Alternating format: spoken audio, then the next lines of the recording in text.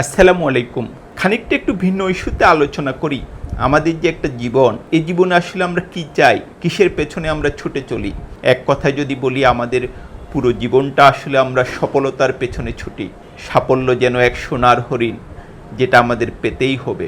কিন্তু আমাদের পবিত্র ধর্মগ্রন্থ কোরআন মজিদ কি বলছে? কোরআন শরীফের সূরা আল ইমরানের 186 নম্বর আয়াত মানুষের সফলতা ব্যর্থতার একটা সংজ্ঞা নির্ধারণ করে দিয়েছে। কোরআন মজিদ বলছে কারা সফল, কারা ব্যর্থ। যেটা বলছিলাম, সূরা আল ইমরানের 186 নম্বর আয়াতে বলা হয়েছে, প্রত্যেক প্রাণীকে মৃত্যুর স্বাদ গ্রহণ করতে হবে, আর কিয়ামতের দিন তোমাদের কর্মফল পূর্ণ মাত্রায় দেওয়া হবে। সুতরাং যাকে জাহান্নাম থেকে দূরে রাখা হবে এবং জান্নাতে প্রবেশ করানো হবে, সেই হবে সফল কাম।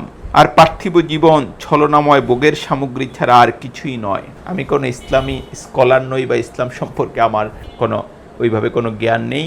আমার একটা পুরনো লেখা, মাহবুব তালুকদারকে নিয়ে লেখা একটা পুরনো লেখা ঘাটতে গিয়ে সূরা আল ইমরানের এই আয়াতটা আবার নজরে পড়লো, তাই আপনাদের সাথে শেয়ার করলাম।